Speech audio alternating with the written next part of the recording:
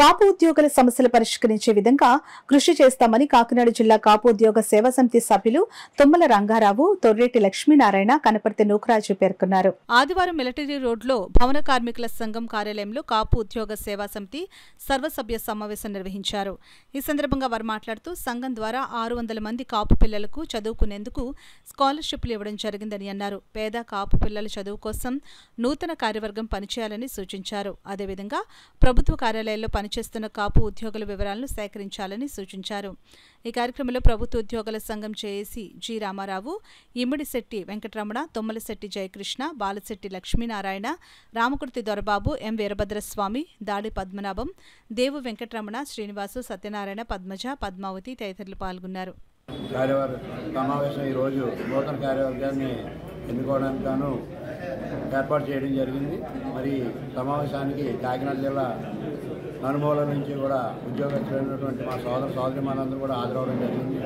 భవిష్యత్తులో కాపు ఉద్యోగస్తులకు ఎవరైనా ఏదైనా వారి యొక్క సర్వీస్ మ్యాటర్స్లో కానీ విధి నిర్వహణలో కానీ ఏదైనా ఆటంకం ఏర్పడినా, ఎవరైనా ఆటంకపడడానికి చూసినా వారికి అండగా ఉంటారని చెప్పి తెలియజేసుకోవడానికి ఈ సమావేశం ఏర్పాటు చేసి నూతన కార్యవర్గాన్ని ఎన్నుకోవడానికి గాను ఈ సమావేశం ఏర్పాటు చేయడం జరిగింది.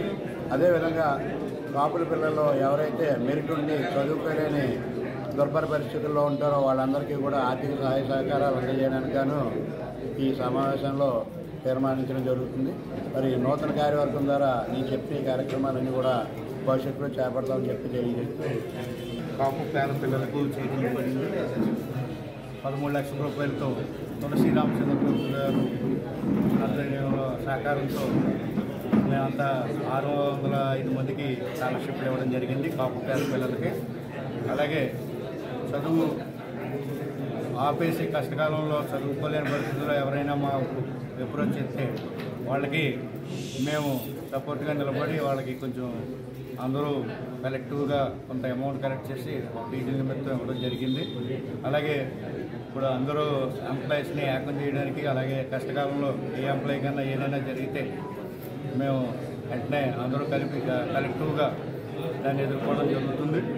అలాగే భవిష్యత్తులో కూడా అందరినీ కలిపి కాకినాడ జిల్లా మొత్తంగా ఎంప్లాయీస్ అందరినీ ఏ డిపార్ట్మెంట్ వారిగా మేము అందరినీ నోట్ చేసి భవిష్యత్తులో మంచి కార్యవర్గాన్ని ఏర్పాటు చేసుకుని ఈ సేవా కార్యక్రమాలు కొనసాగిద్దామని సందర్భంగా వాళ్ళని విద్యావంతులు చేయాలి అని ముఖ్య ఉద్దేశం ముందు ఎజెండాలో పెట్టుకున్నాము.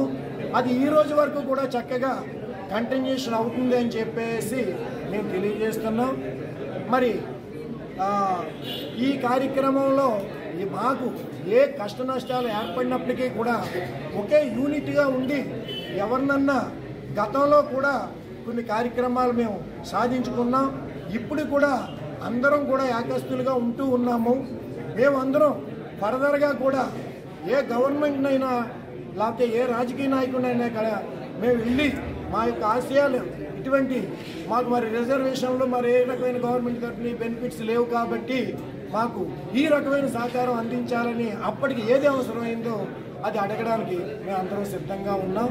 మరి ఇందులో భాగంగానే జిల్లాలో ఉమ్మడి తూర్పుగోదావరి జిల్లా విడిపోయింది కాబట్టి కాకినాడ జిల్లాకి చక్కటి బాడీని ఎంచుకుని దాన్ని కూడా కంటిన్యూషన్ చేస్తామని చెప్పేసి మీకు